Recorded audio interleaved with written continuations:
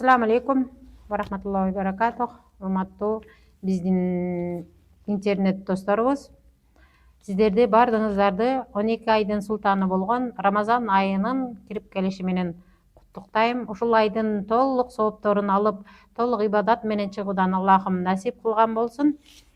Мен сиздерге бүгүн ошол орозо айындагы адеп акылактын кандай орду бар экени тууралуу сиздерге айтып бермекчимин.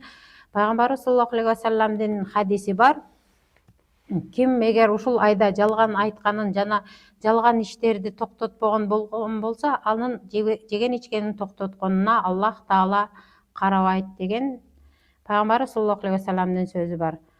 Ушул хадистен эле биз жыйынтык чыгарып карай турган болсок, ким эгер орозо айында жеп эле ичкенден эле токтолуп калбастан, биз гыйбат айтуудан, бирөөлөрдөгү тилибиз менен, колубуз менен зыян жеткирүүдөн тыйылбаган болсок, биз орозонун толугу менен пайдасыны ала албайбыз.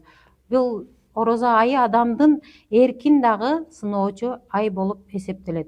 Биз ар тараптан орозодо тыйылышыбыз сөзсүз керек болот. Биз ар тараптан тыйылуу дегенибиз бул бутубуздан, тырнагыбыздан баштап башыбызга чейин толугу менен жаман иштен тыйылып, андан кийин жеп ичүүдөн тыйылып, адеп акылагыбызды дагы оңдой турган айлардын бири болуп эсептелет. Бардыгыңыздарга Аллах тафик берип, орозонун толук соогун алып, орозодон чыгышты Аллах насип кылган болсун. Ассаламу алейкум ва рахматуллахи ва баракатух.